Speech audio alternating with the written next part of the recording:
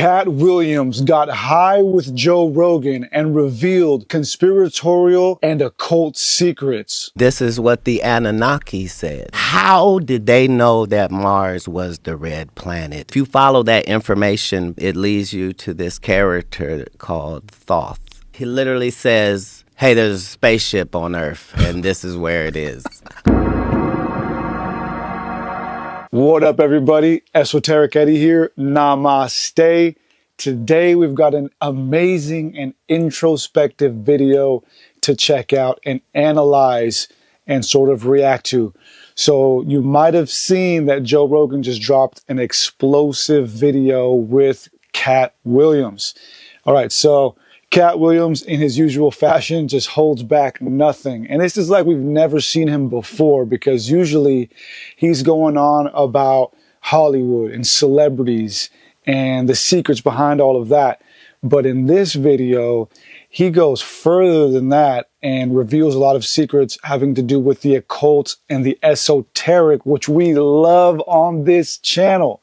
And of course, he dips a little bit into the usual Illuminati stuff as well. So I've got this video that I put together here of some of my favorite parts of the 3-hour-long conversation he had with Joe Rogan. And so we're going to watch most of that and just break it down, analyze it. I'm going to give you my opinions on it, my thoughts on it.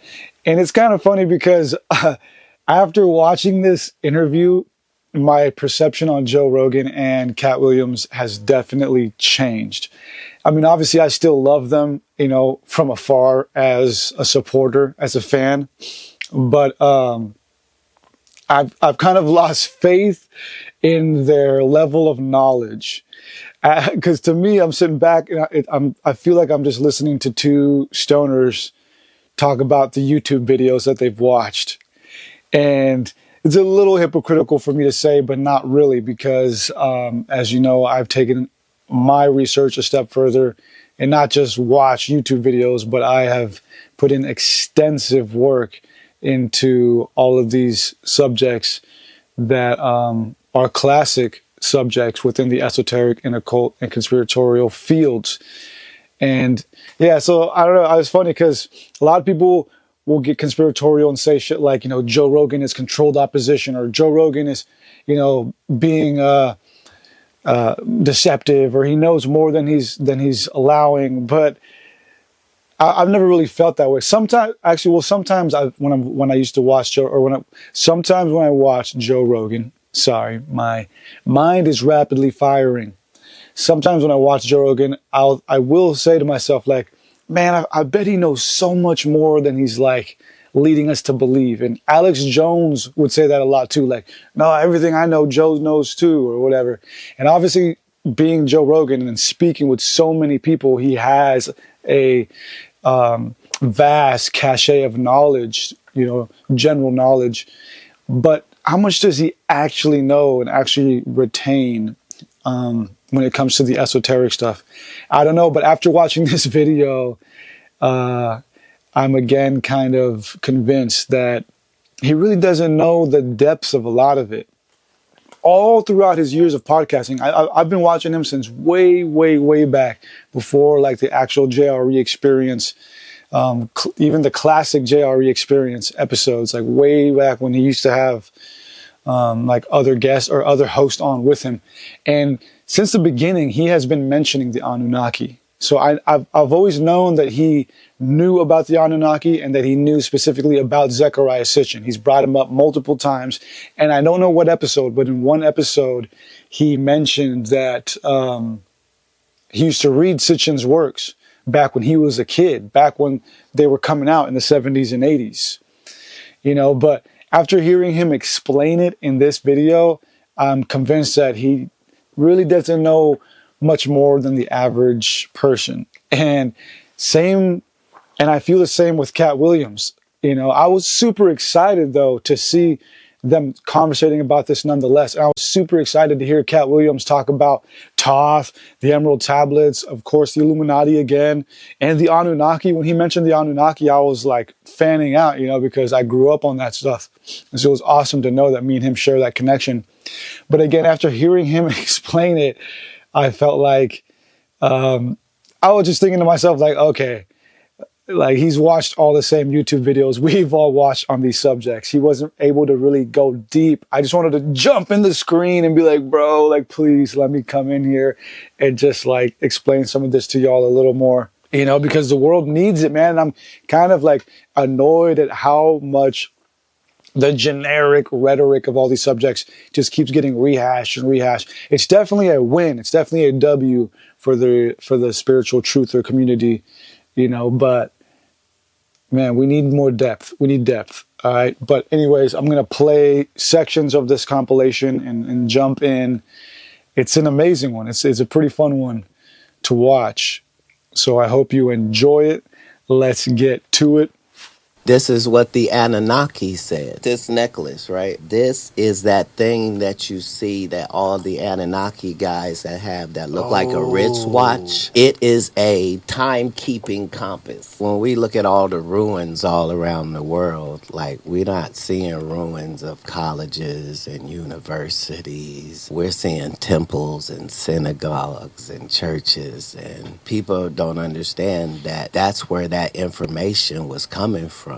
They weren't in there singing and reading from a book. They were in there being taught things that they were able to go put into practice. How did they know that Mars was the red planet, and why was it a worldwide fact? Yeah. Based upon what information? Nobody worldwide is disagreeing. What you're seeing from like Mesopotamia, all these people 6,000 years later, that is a rebuilding of civilization that was already like just whispers and stories and tales, and then they rebuilt it again thousands of years later. You're dealing with what we thought were hunter-gatherers, and now we know they weren't. Now we know they built complex stone structures. They think that the people who built the pyramids built them way earlier than the conventional dating is. It's clearly a power plant and built specifically for that location on this planet. Yo, so they say a lot right there. So just right out the gate, you know, this is what the Anunnaki said. When I was actually working when I was listening to this.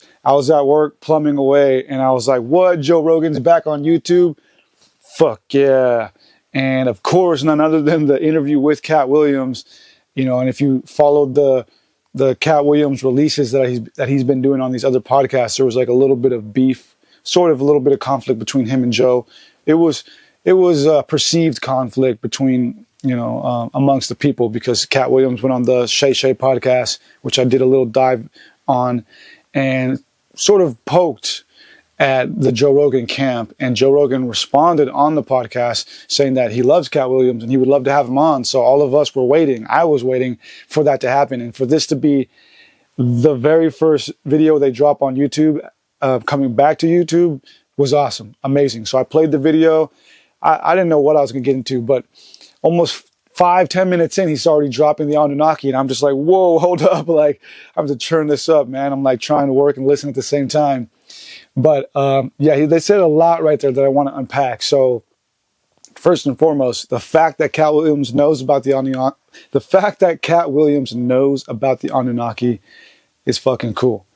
That says a lot about where we're getting to as a people. You know, we're all awakening, because knowing about the Anunnaki is not just, you know, knowing about conspiracies or ancient aliens. It's actually knowing about where we come from as a human race, and knowing about what we've been lied to about, right? And if you know me, you know I've written basically 3 books on this subject and dropped plenty of documentaries on this subject, done plenty of podcast interviews on these subjects, so I don't need to go too deep on all of that.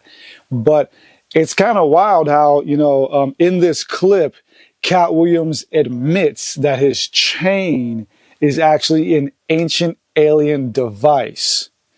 And of course, he was talking about what he called the timekeeping compass that you can see on the wrist of many of the Anunnaki depictions, right? So if you go and Google or whatever, you know, Anunnaki depictions or Sumerian illustrations, Sumerian carvings, hieroglyphs, you'll find these stone carvings of these beings, of these Anunnaki, of these kings, these Sumerian kings who were descendants of the Anunnaki, and we'll find that they're wearing these strange wristwatch looking things, and many people have tried to decipher what it is. Is it a bracelet? Is it a watch?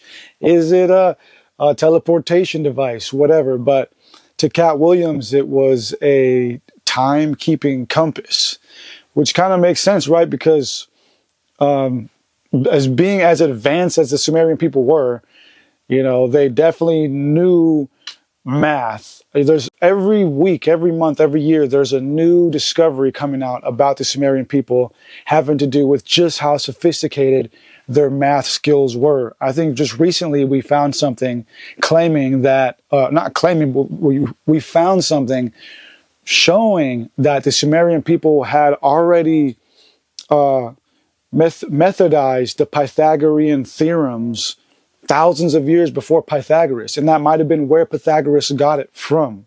So these people were definitely sophisticated, and not all the people, but definitely the elite and their gods who bestowed the knowledge upon them, as they say, were sophisticated and intellectual. And so it makes sense that people that were this sophisticated, who created the calendar, who created governmental systems, educational systems, medical systems, would also create some sort of timekeeping system. You know, you can't be that efficient and not keep time somehow, right? So it makes sense that they devised a way to keep time, and it might not have been the same way we do. It might have even been more efficient.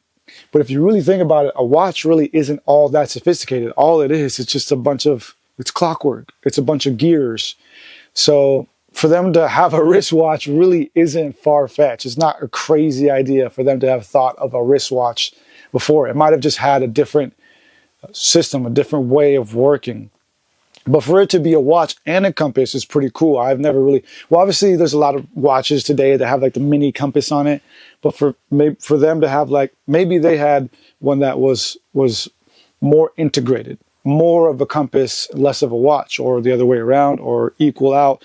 I don't know, but that's pretty cool for Katt Williams to kind of catch on to that, because a lot of these people, a lot of the civilization, damn, dude, I'm like, my mind is firing right now. Sorry, I'm like talking faster than I'm thinking right now, or maybe the other way around. Let me slow down a little bit. I just lit some sage, trying to chill out. I got a lot on my mind, and this is a very exciting day for me because of this Katt Williams interview.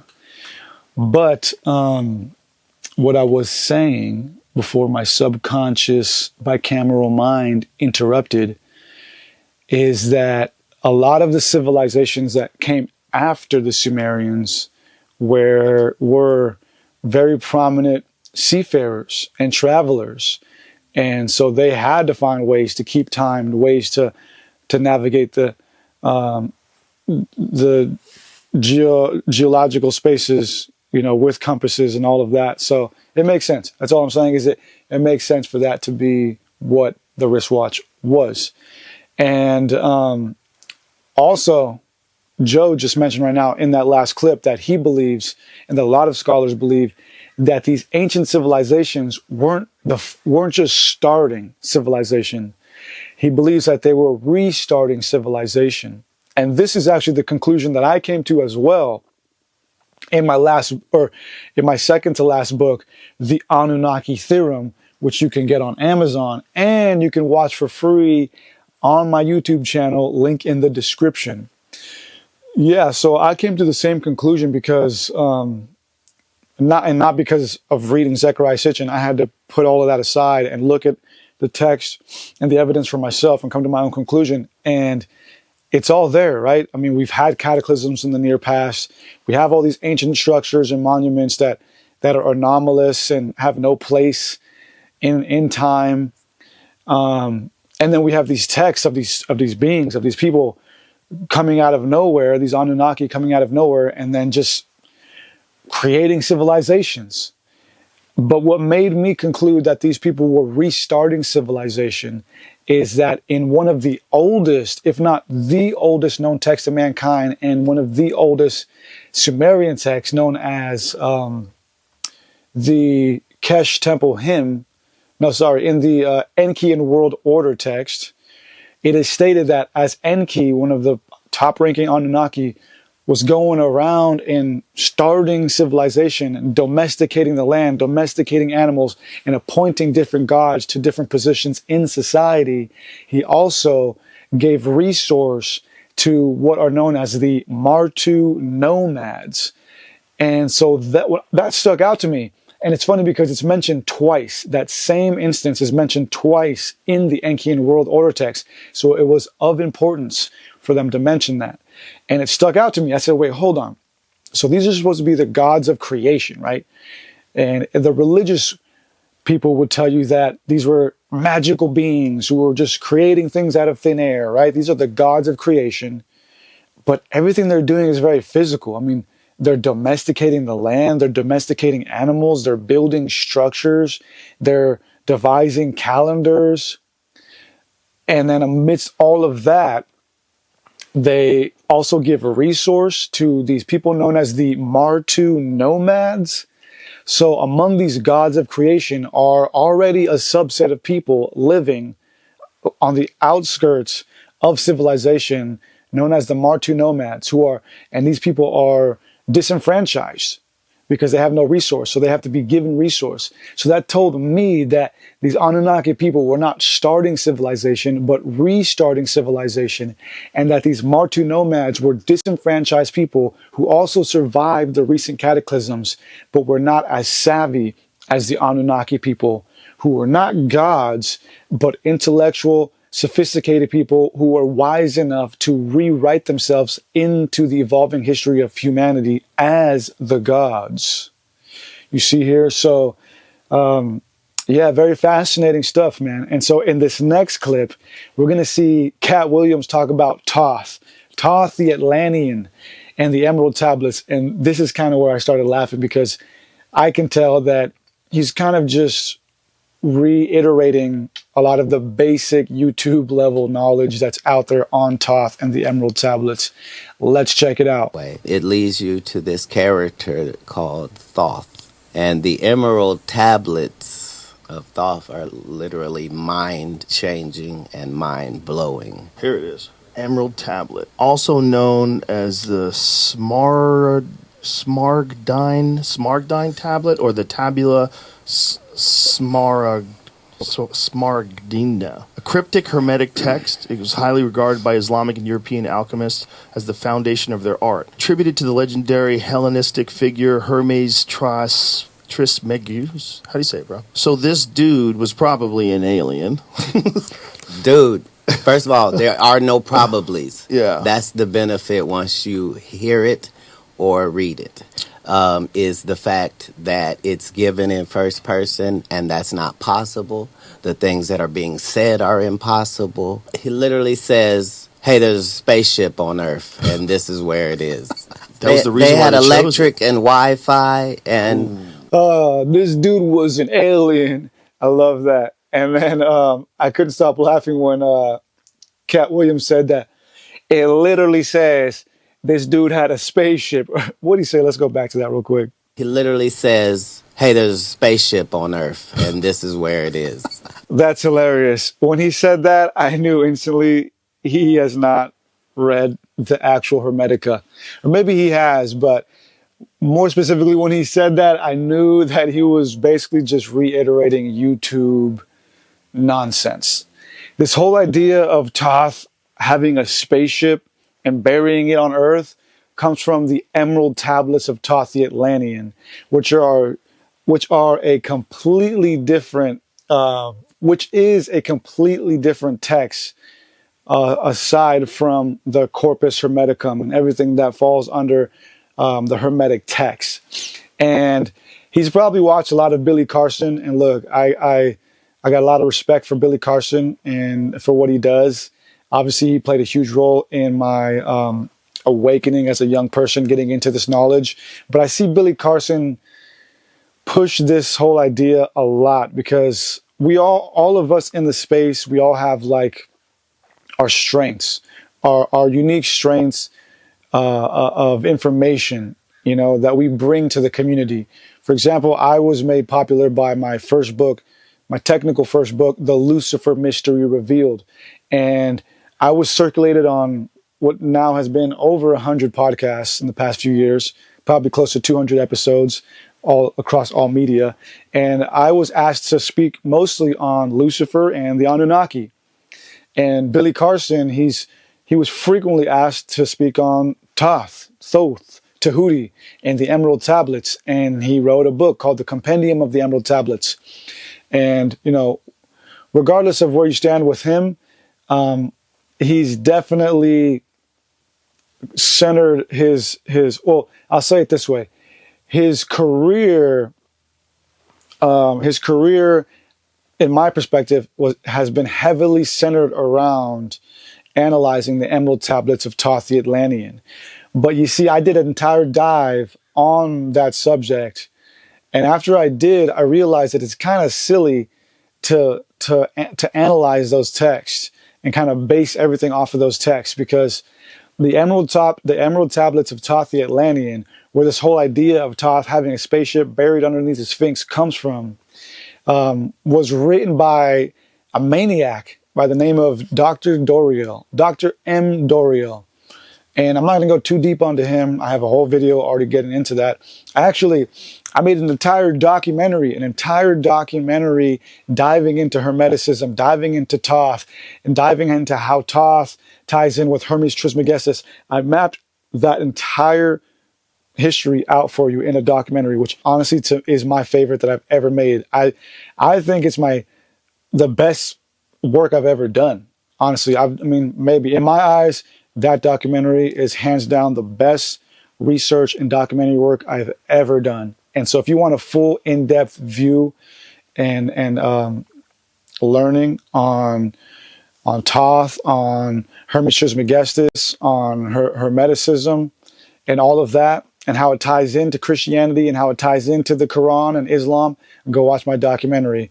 And also, if you want to learn about the history behind the Emerald Tablets of Thoth the Atlantean, the ones that Billy Carson frequently speaks about and centers most of his research around, go watch that documentary.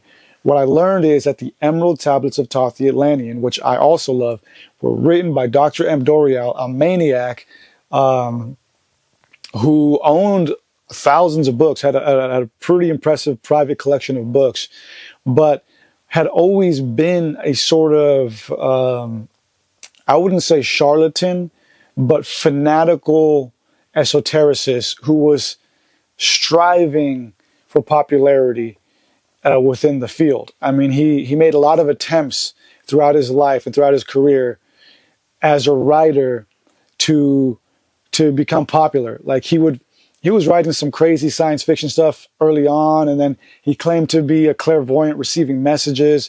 And he even claimed that he got the Emerald Tablets from Mexico, that he was given permission from some Tibetan monks from Shambhala to go to Mexico to retrieve them and then bring them back and decipher them and this and that.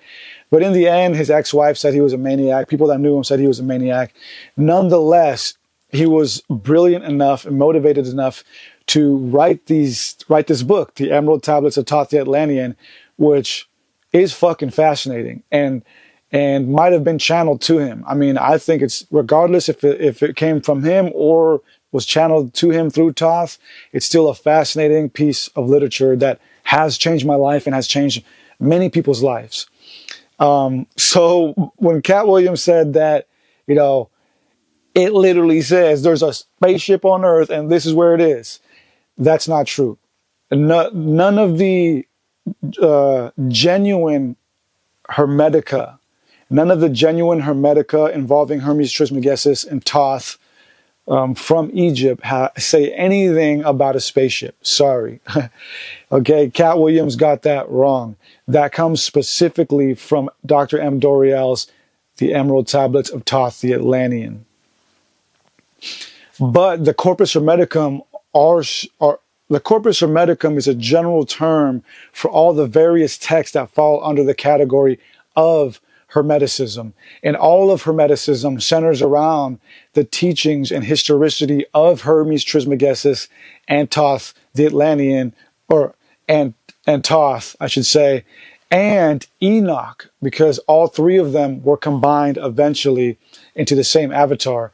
And in the Islamic traditions, Enoch is known as Idris. And Idris, the Islamic Enoch, is also recognized to be synonymous with Hermes Trismegistus. And all of those, of course, are recognized to be synonymous with Thoth or Tehuti, the Egyptian god. So yeah, and it's funny right here. You know, Joe was having a hard time pronounce the Tabula Smaragdina, which is a real tablet of Hermeticism, akin to the Emerald Tablets of Thoth the Atlantean, that do hold a lot of awesome information. And actually, it's in the Tabula Smaragdina where we get the famous axiom, as above, so below, as within, so without.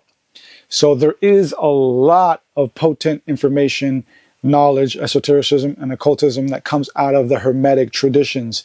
Matter of fact, some would say that all religions, major religions, stem from the Hermetic teachings, and that Thoth was the very first mystic teacher on this earth. And Zecharia Sitchin believes that Thoth was none but an Anunnaki, a young Anunnaki from the Enki bloodline. So yeah, it's just awesome. It's just fucking amazing to be sitting here and watching Joe Rogan and Katt Williams talk about Thoth the Atlantean, Hermeticism, the Tabula Smaragdina, and all of that. It's just wild, dude. It's just wild. And again, if you want to learn way more on that, please watch my documentary or buy any of my books, which you can get at my website, which is in the link in description. Yeah, let's get back to this. There's so much more to unpack here. It gets wild. The greatest trick is to make us believe that people back then were dumber and we're smarter. Right. And that whole thing is a fallacy. Yeah, that's definitely not real. I think we are the children of the survivors of some great catastrophe. The things in Hollywood guessing, and in writing that have attracted our attention worldwide were all based on some truth. I knew that Atlantis really existed just because of how it was spoken of offhandedly. You ever heard of Zecharia Sitchin? All right, let's pause right there before we get into Zecharia Sitchin. So again, Joe reiterates that he believes that we are survivors of a cataclysm, and that's the exact conclusion I came to in my book, The Anunnaki Theorem, and the documentary, which you can watch for free here.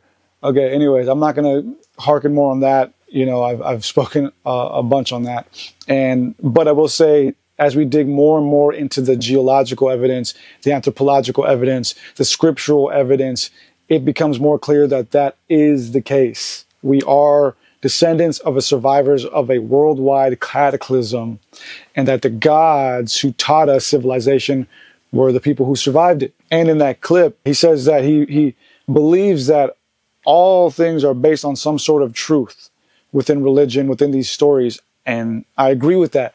And I would even go as far as to say that all of the major religions, specifically the Abrahamic faiths, and all of the pseudo and apocryphal texts that go along with the Abrahamic faiths are all similar because they are based on actual events.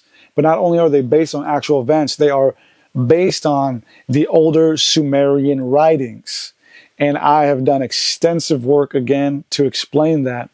And for those of you who are new to this channel, which I don't know if you are, but I'll give you one really great example as to how all of the Abrahamic faiths are based on the Sumerian tales. Okay? It's just, all you need is just this one piece of evidence, this one key, and then it unlocks everything else. And that one key, that one story that shows you that all the Abrahamic faiths are stemmed from the Sumerian tales is the story of the Great Flood. Now, in all of the Abrahamic faiths, we're told that God wanted to kill off humanity through the flood. But in all of the stories, he's hesitant about that. He wants to kill us. He doesn't want to kill us. And eventually he ends up deciding to save humanity through one family, the family of Noah. Now, that's fine and dandy, but the reason that God is so hesitant in his decision is because this story stems from the Sumerian version, the Atrahasis epic, in which there isn't one God, but two gods making this decision. The god Enlil is the vindictive god who wants to kill us. The god Enki is the benevolent god who wants to save us.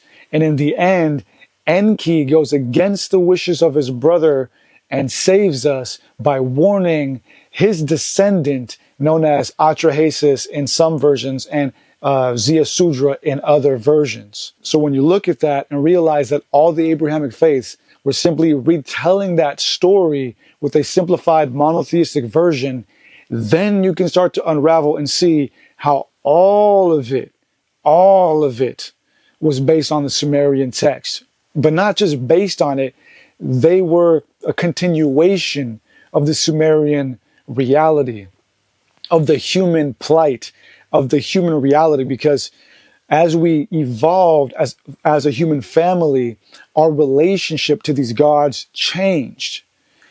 The fact is, these gods were our gods. They gave us civilization. They created us. They gave us knowledge. But our relationship to them changed over time.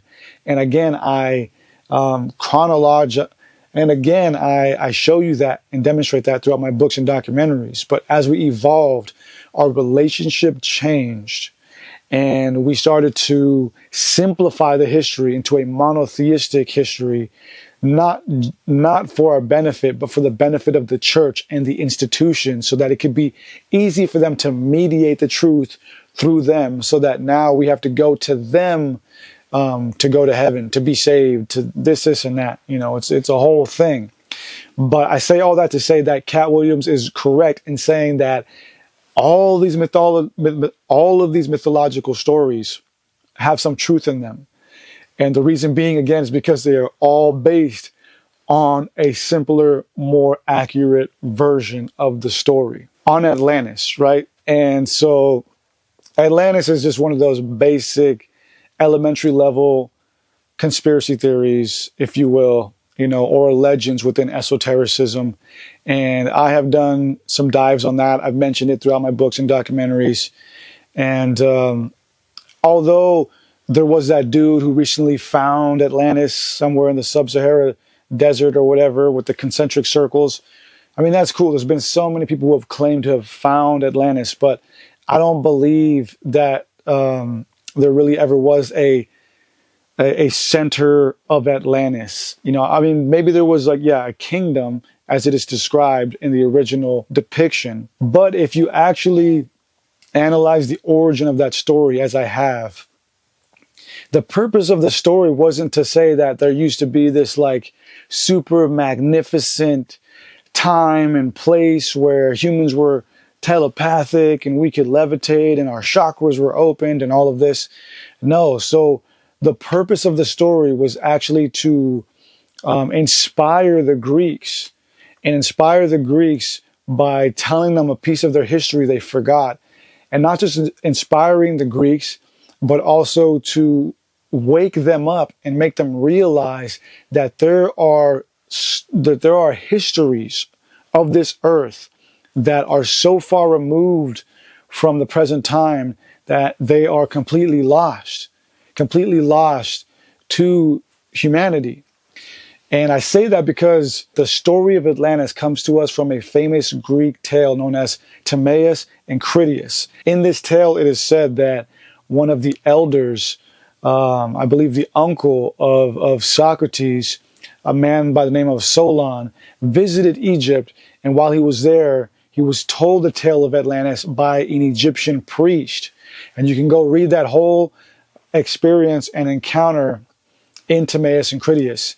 And we find that this Egyptian priest told Solon a story about how there was a island kingdom off the coast of the Mediterranean somewhere, which we called Atlantis, and which they called Atlantis. And the people of that island kingdom, he says, were benevolent and very intellectual, but they reached such a level of intelligence that it churned on them, and that they became arrogant, and so arrogant that they decided to attempt to take over the known world at that time. So they dispersed from the island kingdoms and started attacking all the people on the Mediterranean coast, including the ancestors of the Greeks. And the Egyptian priest tells Solon, you know, you Greeks are like babies. He says, you are babies in the eyes of history because you don't even know your own history. And he says to Solon that during this Atlantean war, when the Atlanteans were waging war against the world, it was the Greeks' ancestors who drove them back and fought them.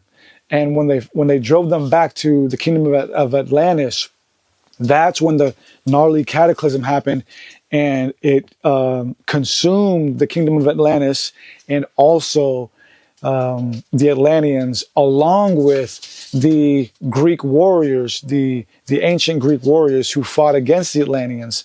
And that's why that history was lost, because they all died.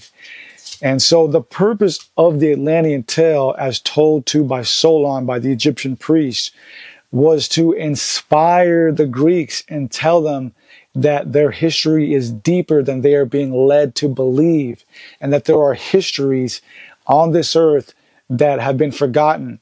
And also the Egyptian priest says to Solon that you are like babies. You people are babies compared to my people, he says. So the story is being told to Solon also as a testament to the depth and historicity of the Egyptian people. This priest was telling him, man, you don't even know your own history. Don't come over here trying to, pretend like you guys are this great, towering civilization. Our people go way, way back, and we got all kinds of stories and histories that you don't even know about.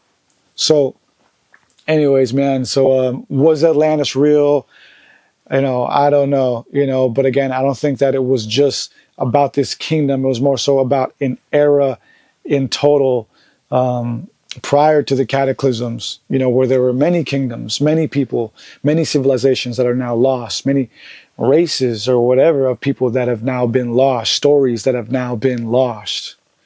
But anyways, we're about to get into Zecharia Sitchin and what Joe Rogan has to say about that. Zecharia Sitchin was a biblical scholar. He deciphered the Sumerian texts, and he was like an expert in language. He deciphered these texts and wrote these books about the real meaning behind everything they were saying. And he said that the reason why we are so fascinated with gold is that the Anunnaki literally would have us mine gold for them because they needed it to protect their atmosphere. Whoa, hold up. All right, so let's unpack this. So, of course, Joe Rogan is reiterating the usual Zecharia Sitchin perception and story on the Anunnaki, which is cool. I mean, I'm always happy to hear anybody mention Zecharia Sitchin because I grew up on him.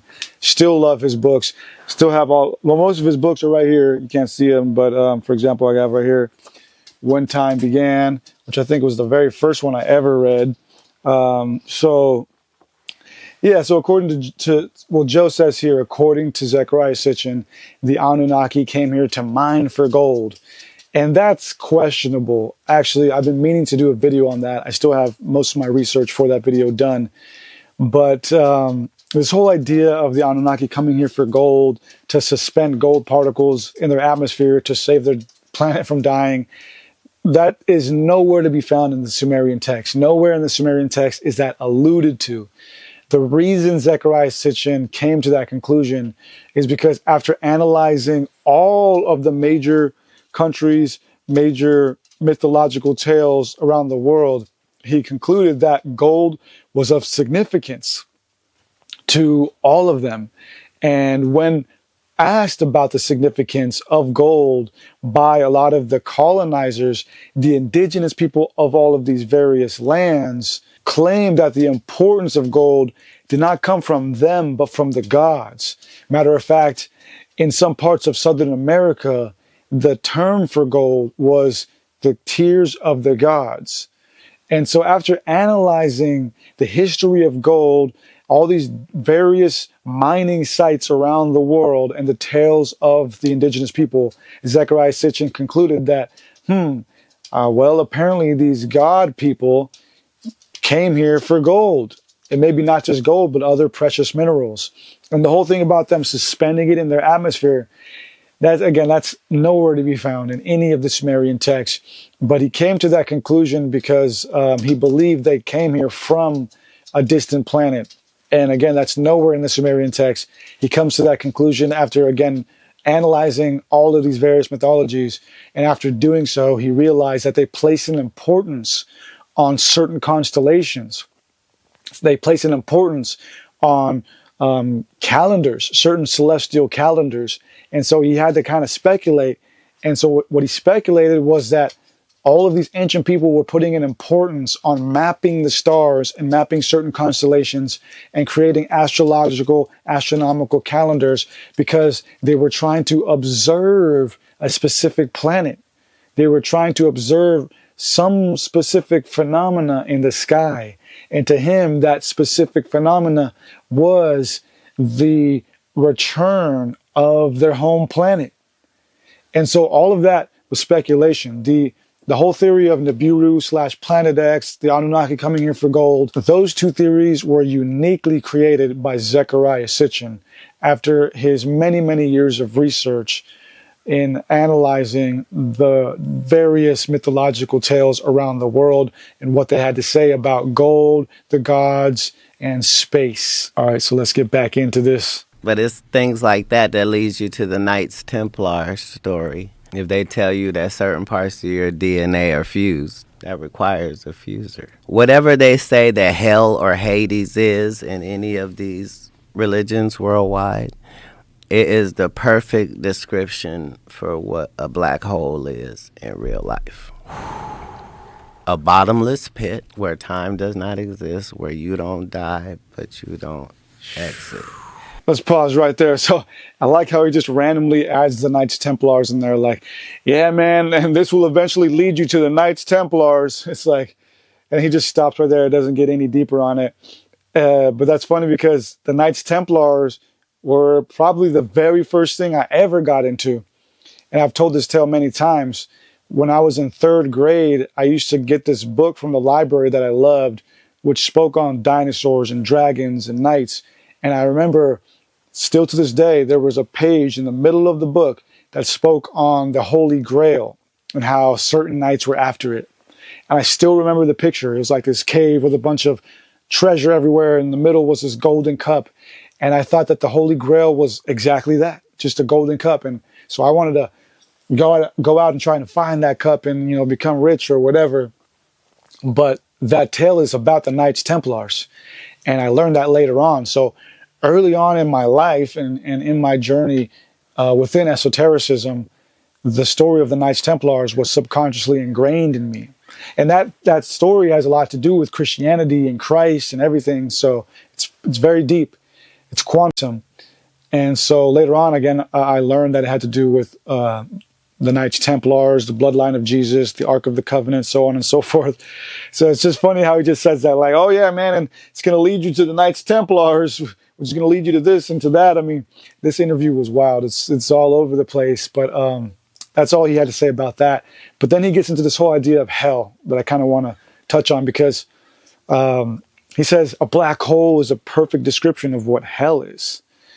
And I kind of agree with that. So, of course, I made a video recently talking about how hell isn't real. And I'm not going to go deep into that. Go check it out. But real quickly, I believe, and many scholars also think, that hell was not real. Hell was never spoken of in the way that we perceive it now in the New Testament. Definitely not the Old Testament.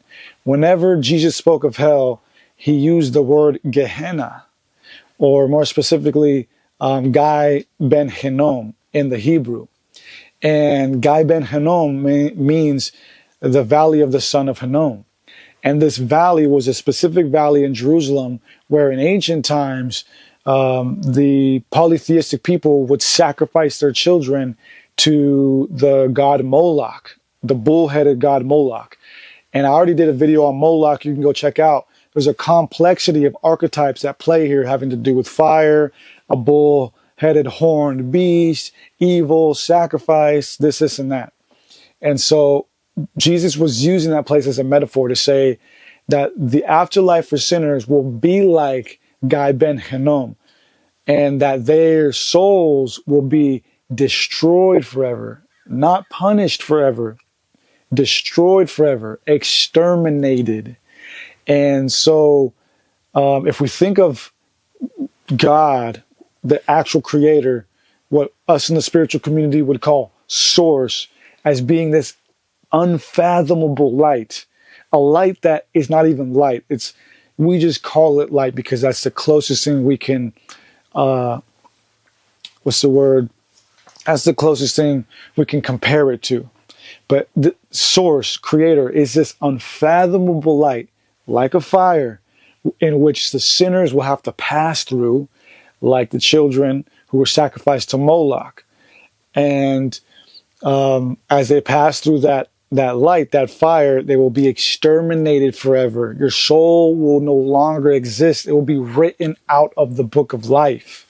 That to me is even more scarier than being punished in hell forever.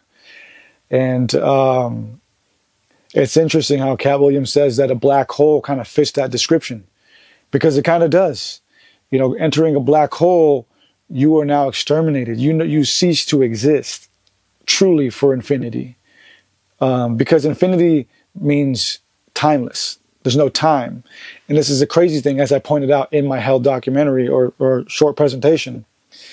The opposite of time and space is not death, it's infinity. And so if we were to be punished or put in some weird dimension of hell or a black hole or some nothingness of purgatory, it could seem like forever for us, because we can only perceive time and space. But God, being able to perceive infinity, it could be literally a nanosecond for him or it, because there is no time in infinity. So it's just an illusion. It's a hallucination. It is a bad trip. You might think that you're in there literally for infinity, like a DMT trip, but then God snaps its fingers and it's like, did you get your lesson? And for him, it was only 5 seconds. And we're like, what the fuck? I was there for infinity. He's like, no, not really. It was only 5 seconds. But it's a pretty cool trick, right? So yeah, anyways, I just wanted to add that, that whole idea is just a trip, man, like time and space, infinity. Anyways, let's get back to this. The science and math go together with the occult and alchemy, and all of these things are based on things. Bam! I say that all the time. Psychology, quantum physics, and the occult are all sisters of the same mother. They're all the same. They're sisters, approaching life with the same goal, of which is like basically alchemizing life, whether that's mental or physical, but just through different methods, right?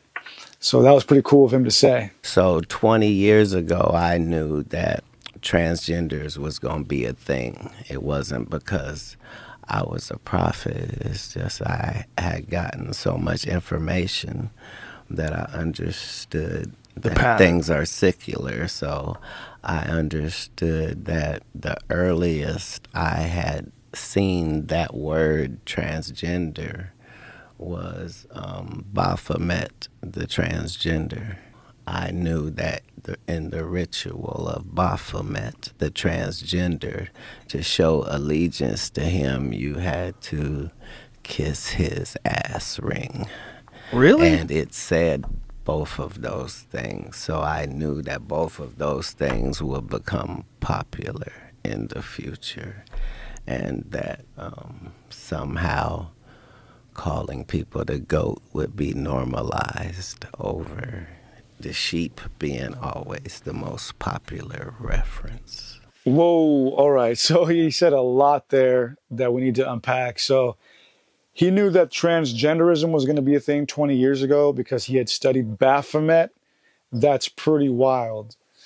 So Katt Williams is saying that he knew that transgenderism was going to be a thing because he studied the Baphomet 20 years ago. Now, Baphomet, of course, is this coveted and abhorred image within the occult, which I've done many dives on. I did an entire documentary on the creator of that image. Actually, it was the very first documentary I ever did on this channel, which you can go check out. And to me, the Baphomet was never intended to be a demonic figure. It's simply a daunting image which incorporates a lot of hermetic axioms within it, a lot of it incorporates a lot of ideas of duality within it that are known and practiced within the occult and esotericism. And so it's kind of funny because a lot of people in the conspiratorial community will kind of like couple Baphomet with the transgender community and agenda or whatever. And so this is another one of those instances where I'm watching and I'm like, okay, like Katt has just watched a lot of the same YouTube documentaries we've watched, because when you actually study the history of the Baphomet image, who made it, why he made it, all of that, it's got nothing to do with transgenderism. Although they can be coupled in a very, very weird way, which I understand. But when you go down that rabbit hole, it's really weird. Because when you go down that rabbit hole of this transgender community having to do with Baphomet, actually, when you go far down enough it, you realize that the transgender movement is actually the universe's way, nature's way of actually doing away with the traditional system of male and female, and how it's starting to realize it would be benefit to have androgynous beings for some weird end goal, right? So just how it's funny because us regular people, us traditional people are known as binary people. And it's funny how in the Matrix, the old school way within the Matrix is known as binary code. But the new evolving way of the universe's thinking is quantum. And quantum means everything at once at the same time. And the transgender movement is what? Gender fluidity. You can be whatever you want at any time, whenever. So is this really a satanic idea or agenda, or is this actually the beings of light that exist at the highest of order slowly moving us towards an actual beneficial end goal for them and for us? Do they want to strip us of our monotheistic binary code and upgrade us to a fluid quantum state where we are these weird androgynous beings who just computate everything in a strange gray alien way? You see, so that's how far down that rabbit hole can get you, you know. But if you're starting with the premise of Baphomet, it's based on a fallacy, and it's pretty much just stoner talk, because again, Baphomet had nothing to do with the transgender movement. The reason it incorporates the male and female aspects is because that has to do with duality. Duality in magic, duality in life, duality in the human existence, duality in God. Because that's one of the major secrets in occultism, in esotericism, in mysticism. The secret is that God is not just a male. God needed a female counterpart to make all of this possible. And that's evident in our own bodies. We all have a male and female part of us. That's the actual transgender part of Baphomet. Not the fact that Baphomet is some demon that wants to come and read books to our kids while in drag or whatever. That's just like weird other shit that has to do with the occult and politics and liberalism, so on and so forth. You know, so, but we're simple people. We like to simplify everything so that we can cope with life better. You know, I feel like shit. It's all Baphomet and the drag queens. You know, it's like, I get it. It's easy, it's fun, it's enticing, but it gets deep, you know, when you really start to analyze it.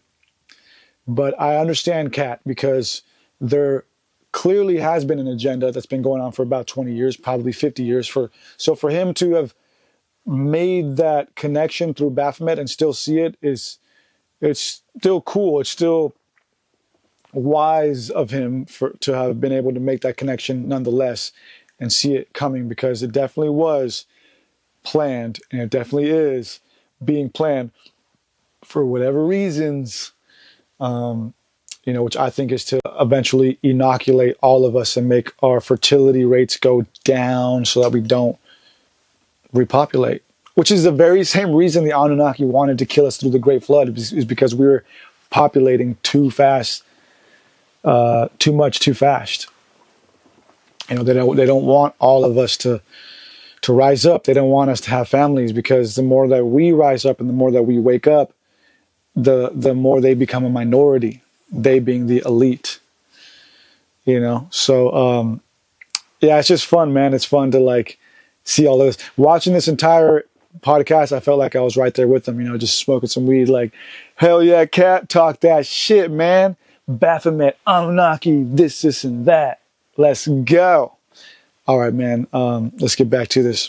Well, the wildest stuff is when you look at some of those old Sumerian tablets and you see how they had the solar system mapped out. They had the sun in the center, looked just like a sun with all the marks around it. It had Venus where it should be, Jupiter where it should be, Uranus where it should be. They were all in the right spots. Look at that. That is just nuts, man. Also, that they figured out the measurements of the height and width and the mass of the pyramid in comparison to the circumference of Earth. They knew so much about like where constellations would be at certain times of the year, like in the summer solstice. It's just wild shit, man. That they did that all in stone. A thought went into picking this particular sun. The Sumerians, again. So I love this. So Joe brought up the famous Sumerian tablet that apparently shows the sun and all of the planets.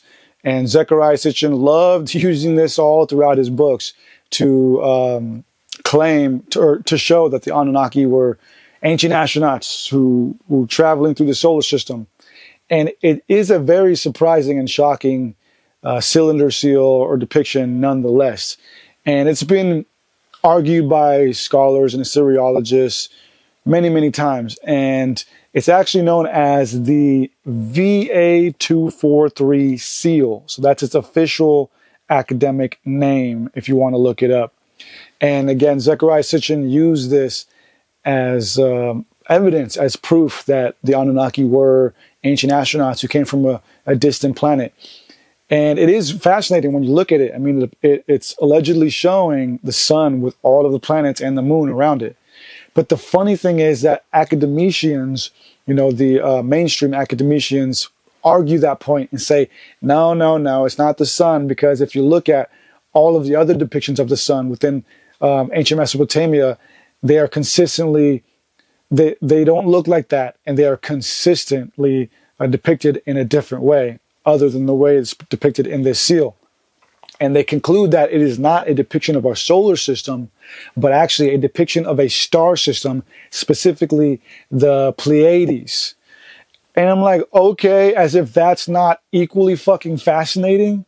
Like that these people who just walking around in ancient Mesopotamia are just fucking mapping out the Pleiades. For what reason? Why? Because that's probably where the fucking Anunnaki came from. Anyways, let's get back to it. And the moon and the positioning of, much as if you were building a house. Yeah. That's why if you were extraterrestrial, let's say, and you were going to build one building on this planet, it would be the pyramid. But understand, these are the things worthy of a war.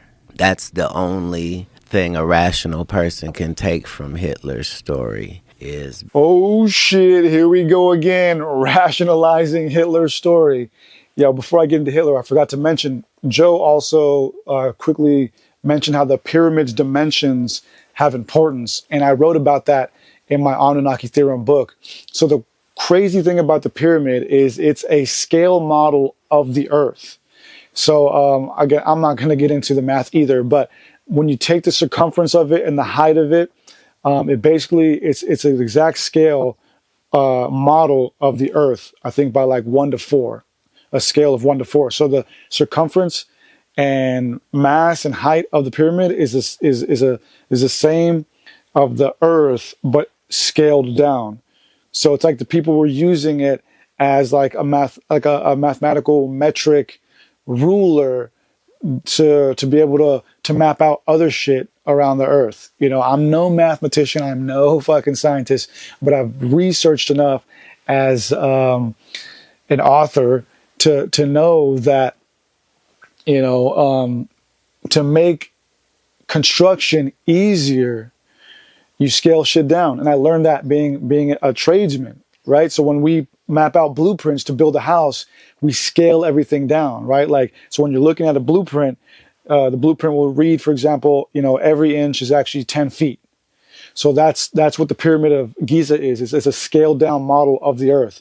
And so what use could that be? A bunch of uses. If you're a fucking mathematician, if you're an ancient astronaut, squaring the circle basically means creating a circle and a square with the same area, which for whatever reason is impossible. So the Great Pyramid does exactly that with the dimensions of its height and the area of its base. If you take its height to be the radius of a circle, that circle will have the same exact area of the perimeter of the base of the pyramid, which is a square. Thus, boom, squaring the circle, baby, bringing heaven to earth. All right, let's get back at it. That's the only thing a rational person can take from Hitler's story, is being able to see what if you had unlimited resource and ability to just follow global rabbit holes. You find out that most stuff that is labeled BS is not BS. Money and time and all royalty, all kings, all great leaders of the world, this is what you paid for, was people that could make things happen. So being able to understand the weather and to then be able to manipulate it in any way possible was valuable all through human history, all the way before we get to the seeding of clouds. Okay, so Hitler and weather modification. So heavy topics. Yeah, of course, everybody loves to talk about Hitler, but nobody wants to love Hitler. Of course, right? We can love the history of him without loving the man, right? I can sing, I believe I can fly, without loving R. Kelly. You see what I'm saying? Anyways, yeah, I don't love the work of Hitler. That's not what I'm saying. But I'm fascinated with the historicity of the Nazi era. It was such a strange and pivotal moment in human history. But it's just hilarious because at some point in the rabbit hole, every conspiracy theorist, every truther reaches that part of the rabbit hole where there's a big fucking arrow and sign that says, fascination with the Nazis. And you're just like, ah, damn, really? Got to go down that way? Hey guys, map says we got to go this way. What? I was looking for the Wiener Schnitzel cart. Sorry, buddy, we got to go through the fucking Nazi fascination rabbit hole first, and then maybe we can get to the Wiener Schnitzel part. Anyway, yeah, man, it's a fascinating thing because that whole era was wild. That's when we got the fucking UFOs, the anti-gravitational technology. And as Katt Williams says, you know, it's like he understands what the Nazis were after. Maybe not with the Holocaust thing, but he understands that they were trying to take over the world so that they could really get to the fucking bottom of all of this. Is Atlantis real? Are aliens real? You know, are our ancient Aryan ancestors actual fucking ancient astronauts and all of this shit? Dude, oh yeah, Hitler, the Nazis, they knew about all of this. They're the ones who fucking set this all off. You know, they knew about all of this. They were trying to keep it under wraps. They didn't want the rest of the world to know that there were ancient UFOs hitting in the tundra of Antarctica, you know, and all this stuff. That's why they were traveling to Tibet, traveling to Antarctica, traveling all around the world to try and find this shit, to find the remnants of what they knew of as the Aryan ancestors, who we now know of as the Anunnaki. One and the same. They were after the same thing. It's fucking wild to think about that. That's why I am so fascinated with the Nazi era, because these motherfuckers literally tried to take over the world. And not just take over the world, but actually set out to go find and fucking uncover the Anunnaki remains. Insane. Oh yeah, weather modification. So they briefly talk about that, and I don't really want to get too much into that. I mean, obviously we know it's very real. Harp has been doing it. Shit, shamans have been doing it. You know, you can modify the weather through rudimentary practices. And I realized that after reading Joseph Farrell's book, Breakaway Civilization. All weather originates in the ionosphere. So all you have to do is reverse engineer the process of that weather pattern, like a tornado or a hurricane or whatever. It all starts in the ionosphere first. And just like anything, it has a process. All you have to do is reverse engineer the process and then instigate it or artificially create it within the ionosphere through HARP technology or whatever. And then bam, you got a motherfucking hurricane. Hey, school's closed, kids. You can thank your Nazis at HARP. If creation is real, and if God is real, and that there really is a reason for all of it, what is the reason for us? It would be like saying, what was the thinking on somebody making an amusement park? To amuse people so that they could have a full experience. If you learn about it, you'll learn about the whole workings of the universe, that we're in control of certain things, and that we can not get things right and then get it right, and not know things and then know things, and then, you know, it's a wonderful experience that was created. So I know and have known in my life that I'm going to live forever. I know I'll die, but I know I'm going to live forever until then, and then live beyond that. This is why those one world people exist, because it's a very powerful concept to have, and far too lucrative and beneficial to not be attempted. Damn. Okay. So I loved this clip because it reminded me of my last book, The Crystal Lattice Mind Illusion. And I know I bring all this stuff up so much. It's like, it seems like I'm just doing a fucking ad campaign for my books all the time. But no, it's because, man, honestly, I fucking put in a lot of work for all of that. And I feel like it's still very valuable and could just help explain a lot of this stuff, man. You know? Yeah, no, it was cool how Katt answered the question, you know, what was the purpose of God creating all of this? Because that's actually a question that I've been asking myself recently. You know, what really is the meaning of all this? I mean, we know what's going on. We know the world's corrupt. We know it's a simulation. We know it's all this and that. But what's the meaning? Why do it all? Why make it at all? You know, and I don't want to dive too deep into my answer because I'm working on an artistic piece to answer that and provide it for you. But his answer was that, you know, just for the experience. You know, it's an experience. It's a simulation. We're here to experience this for some reason, for some educative reason that supposedly will benefit us afterwards. So it's just like a training, right? Like if you get a job or whatever and they put you through training, it's a simulation, it's an experience. It's like putting on a VR headset, right? It's like we're here to have the experience. Okay? You know, we're spiritual beings having a human experience.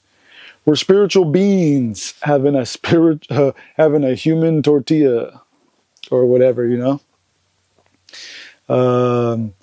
So I agree with that. You know, we're put here, and as you said, you know, we're here to learn things, to expand our consciousness, our awareness.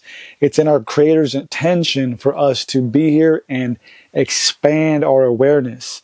And I've talked about this many times throughout my podcast episodes, and it's in my Crystal Lattice Mind Illusion book. So if you've heard me speak on this, you already know what I'm going to say. I think it's in our Creator's intention for us to eventually get to the point where we can fully understand and fathom who we are, what this is, and who it is. But we can't get to that point without evolving first.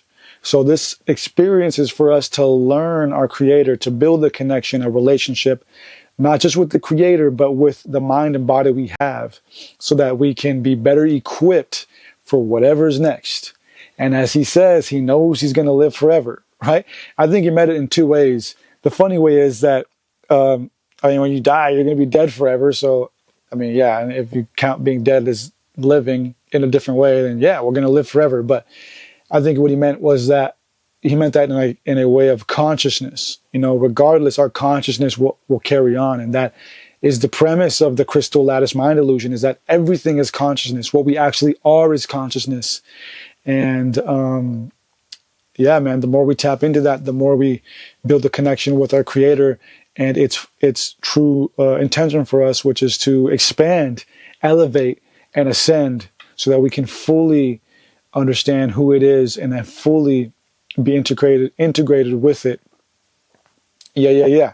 The Jewish people are powerful people on this planet, and a lot of that has to do with the process that they have in instilling in their young people a certain amount of information and wherewithal and conversation that does not happen with other cultures, let's say.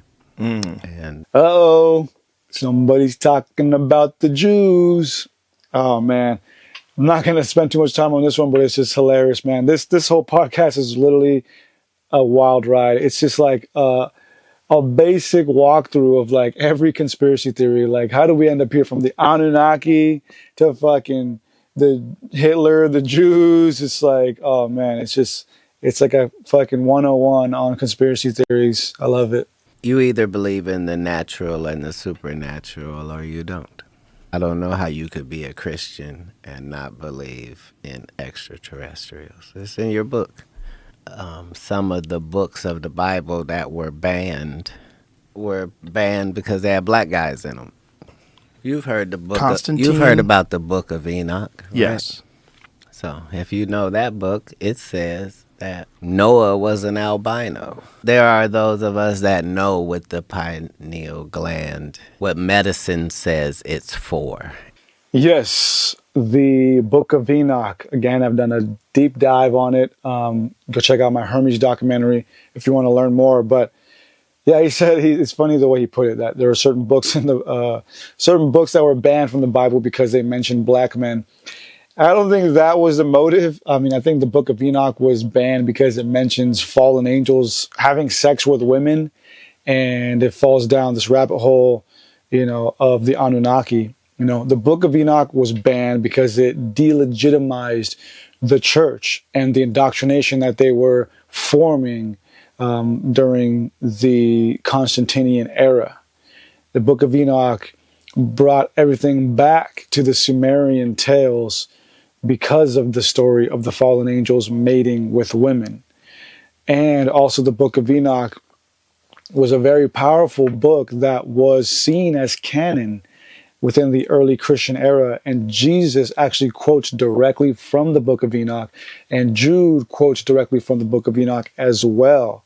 And so the church doesn't like the Book of Enoch because it delegitimizes their power on earth, their institutional power, and also deconstructs a lot of the indoctrination that they created and put together as canon, right? And so the Book of Enoch is crazy, and it does mention Noah as being this weird albino baby, which isn't talked about in the church at all. So I think that has to do kind of with Nephilim blood, Nephilim blood and the onset of the white race and all of that. Super wild stuff, but it's crazy to see Katt Williams talking about this. It's very awesome. There are those of us that know with the pineal gland what medicine says it's for and what that would mean. And so those people's job is to make sure that there's fluoride in all the water.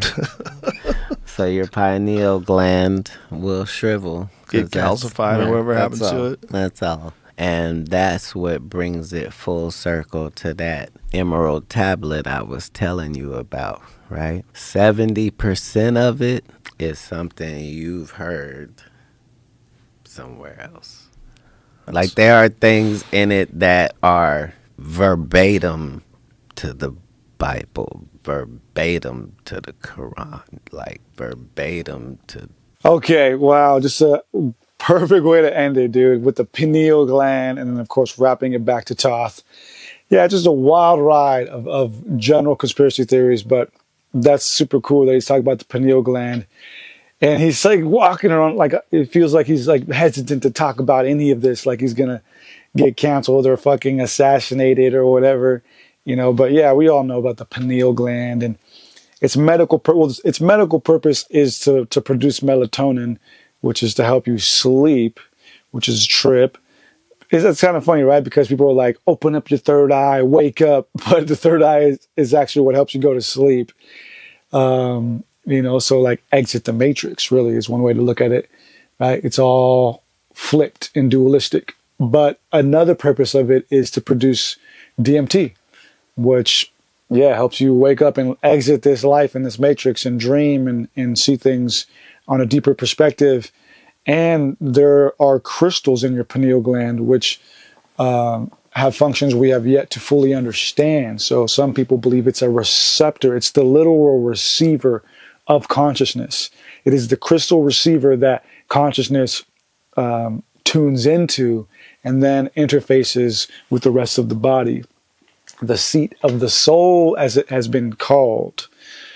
And so that was cool how he wrapped up with that. And of course, the bastards that be want to calcify it and shrivel it up like a little freaking raisin, you know, with all that fluoride. Stop, dude, do not brush your teeth with fluoride toothpaste. I grew up with terrible teeth problems, and that's a whole nother story. And I spent the last half of my 20s repairing the damage that I did in my teenage years and early 20s. But yeah, I stopped using fluoride toothpaste a long time ago. And but it's funny towards the end of this how he says that the emerald tablets have stuff in there that's verbatim in the Bible and the Quran. And this is how I also know that he's watching these YouTube videos again up late night. Because no, the emerald tablets says nothing that's verbatim in the Bible or the Quran.